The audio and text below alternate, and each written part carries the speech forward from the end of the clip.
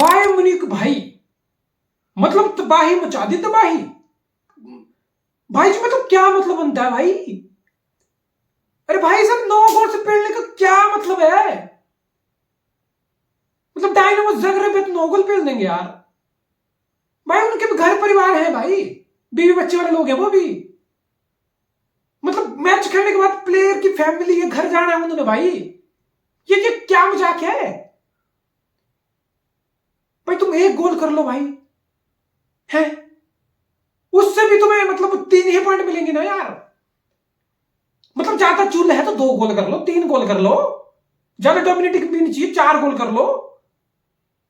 यह क्या हरकत है भाई? 9 गोल कौन मारता है भाई? किसी ने नहीं मारे 9 गोल चैंपियन लीग के हिस्ट्री में, किसी ने नहीं मारे। पीक बार्सिलोना नहीं मार पाई 9 गोल। चैंपियन लीग का बाप रियल मद्रिद नहीं मार पाया 9 गोल। अरे पेप गार्डियोला की सिटी नहीं मार पाती 9 गोल। मतलब कंपनी भाई क्या है ये कौन सी चूल है? मतलब तुम चैंपियनशिप से सीधा चैंपियन लीग में आ गए तुम। अब तुम चैंपियन लीग को क्या चैंपियनशिप बना के बैठोगे क्या? मतलब किस चीज की आग है इतनी अंदर? ये बहुत गलत है भाई।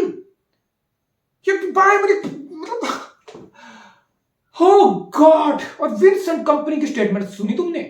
कितना हिस्टोरिकल रिएक्शन था वो, कि बहुत लोगों को लगा कि बायर्न म्यूनिख का जॉब मेरे लिए बहुत बड़ा है, मैं यहां पे फिट हो पाऊंगा नहीं हो पाऊंगा, मेरा क्या होगा, मैं ब्रसल्स में पैदा हुआ हूं, मेरा बाप कांगो से आया था एक रिफ्यूजी के तौर पे। किसने सोचा था? कितनी पॉसिबिलिटी थी कि मैं प्रीमियर लीग खेल जाऊंगा, मैं एक लेजेंड बन जाऊंगा प्रीमियर लीग का, मैं एक सिटी जैसे क्लब का कैप्टन बन जाऊंगा, मैं सिटी के साथ इतना कुछ अचीव करूंगा, फुटबॉल लेजेंड रिटायर होऊंगा, कैप्टन फैंटास्टिक। मतलब समझ रहे हो तुम? साइकिल समझ रहे हो बंदे की? मतलब तुम बंदे पे सवाल करो, बंदा तुम्हें गलत प्रूव करने में लगा है। वाह यार, मतलब क्या बायर्न म्यूनिख करियर की क्या स्टार्ट हुई है। ऑब्वियसली अभी बहुत बड़े इम्तिहान होंगे। अभी बुंडेसलीगा तुम्हें जीत के दिखानी पड़ेगी, अभी चैंपियन लीग में तुम बड़ी टीम के सामने कुछ बड़ा उखाड़ के दिखाना पड़ेगा। Obviously early days, but but Vincent company, मतलब ये मेंटलिटी आती है तुम्हें सिटी में खेलेंगे, सिटी जैसे एनवायरमेंट में इतने साल रह के, ये मेंटलिटी आती है जो तुम प्रीमियर लीग में खुद को एज अ प्लेयर एस्टेब्लिश करते हो। सो आई डोंट थिंक सो कि विंसेंट कंपनी अब शायद लग रहा है विंसेंट कंपनी को देख के मतलब हैंडल कर लेगा, वो बायर्न म्यूनिख के जॉब को हैंडल कर लेगा। और ये डाउट क्यों थे सबके मन में? बिकॉज हमने क्या देखा है भाई? हमने देखा नैगल्समैन ऑब्वियसली वो भी नया मैनेजर था कोई, लेकिन हाइप नैगल्समैन की बहुत थी। नैगल्समैन की टैक्टिक्स में हम सबको बहुत ज्यादा विजन और अथॉरिटी दिखती थी, बहुत ज्यादा मतलब एक मास्टरमाइंड काइंड ऑफ बंदा दिखता था वो। क्या हुआ? बायर्न म्यूनिख को टिक नहीं पाया भाई। बायर्न म्यूनिख जैसा बड़ा क्लब, बड़ी उम्मीदें, बड़ी रेपुटेशन, बड़े सवाल नहीं झेल पाया बेचारा। थॉमस ट्यूकल जैसा आदमी, जर्मन कल्चर में पैदा हुआ, बड़ा हुआ, घुल मिल के रहने वाला आदमी बायर्न म्यूनिख को झेल नहीं पाया, तो विंसेंट कंपनी किस खेत की मूली है? तो सबका ओपिनियन यही था। लुक, और मैं ये नहीं बोल रहा कि विंसेंट कंपनी सबको रॉन्ग प्रूव कर दिया, it's early days, but if this is anything to go by, I think Vincent Company is built to manage big club, is made to manage big club. Yes, still early days. Michael Olise, वाह भाई, crystal palace के साथ पिछले season तुम्हारे relegation के struggle चल रहे थे, और इस साल तुम चैंपियन लीग में 2-2 गोल कर रहे हो। हैरी केन, श्री हरी केन, 50 मिनट में 4 गोल हैरी केन के। भाई ये 4 गोल मारने में ना स्पर्स में 4 हफ्ते लग जाते हैं, 4 मैच लग जाते हैं तुम्हें, और यहां तुम 50 मिनट में 4 गोल मार रहे हो, हैट्रिक मार रहे हो। और वाओ मैन, मतलब हैरी केन की तारीफ बहुत ज्यादा बनती है।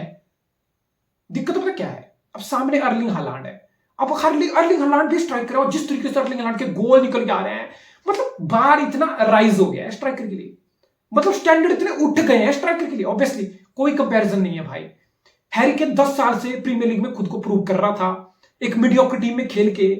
हैरी केन अगर मैं ऑल ओवर बात करूं, is more than a striker. Drop deep हो, लिंक अप हो, पासिंग हो, थ्रो बॉल हो, होल्ड अप प्ले हो, यस हैरी केन आप बोल सकते हो कंप्लीट पैकेज है।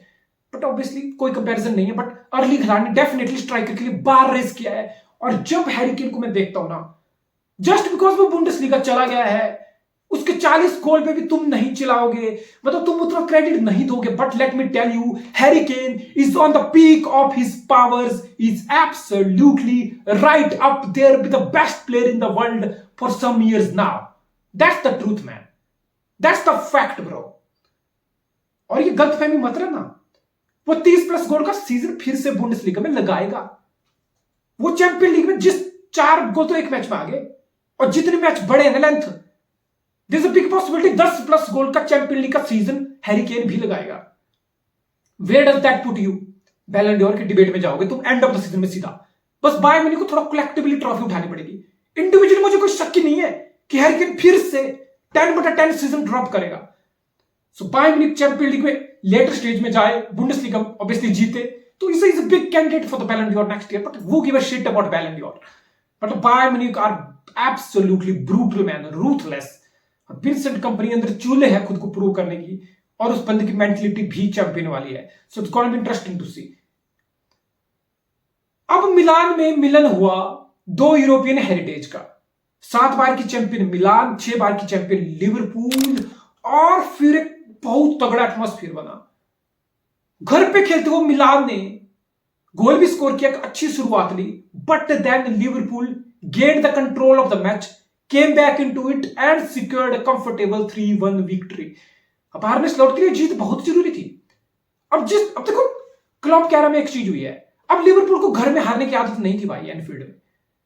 मतलब क्लब के अंदर तुम चाहे 9 साल में एक ही लीग जीते हो, लेकिन तुम घर पे नहीं हारते थे। तुम घर पे लिटरली बहुत डोमिनेटिंग परफॉर्मेंस देते थे। तो अब चीजें बदल रही हैं। नॉटिंघम फॉरेस्ट आके तुम्हें घर पे हरा दिया। So I think early days obviously for Arne Slot and Liverpool, but Liverpool को देख के लग रहा है कि फिलॉसफी अच्छी है। मैच में प्रॉपर क्लियर प्लान दिख रहे हैं। पहले सीजन में मैनेजर और प्लेयर के बीच की अंडरस्टैंडिंग और गेम को टैक्टिक्स को लेकर अंडरस्टैंडिंग काफी अच्छे से निखर के आ रही है, जो मेरे हिसाब से बहुत बड़ा प्लस है। अब मिलान के लिए मैं एक ही चीज बोलूंगा, ज़लाटन इब्राहिमोविच को सीनियर एडवाइजर कौन बनाता है भाई? है मतलब ज़लाटन इब्राहिमोविच कोई जोसे मरीनो है क्या? वो कोई पेप गुर्डियोला है क्या? वो कोई कार्लो एंचेलोटी है क्या? मतलब एडवाइजर के रोल में एम्बेसडर बना देते भाई। कोई स्पोर्ट स्टाफ में ज्वाइन करा लेते, अपने एक्सपीरियंस शेयर करता, because is a legend of the game. But senior advisor Zlatan को बना के तुम्हें लग रहा है तुमने कोई बहुत बड़ा पॉजिटिव स्टेप ले लिया?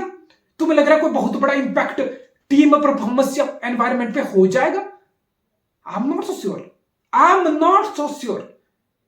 और चैंपियन लीग के बाप और डिफेंडिंग चैंपियन रियल मैड्रिड ने स्टुटगार्ट को बड़ी आसानी से घर में पेल दिया। बी लाइक एंड्रिक भाई, 18 साल की उम्र में बंदा शादी कर लिया। स्कूल जाने की उम्र में स्कूल में जाने वाले बच्चे पैदा करेगा एंड्रिक। रियल मैड्रिड के लिए खेल रहा है 18 साल की उम्र में।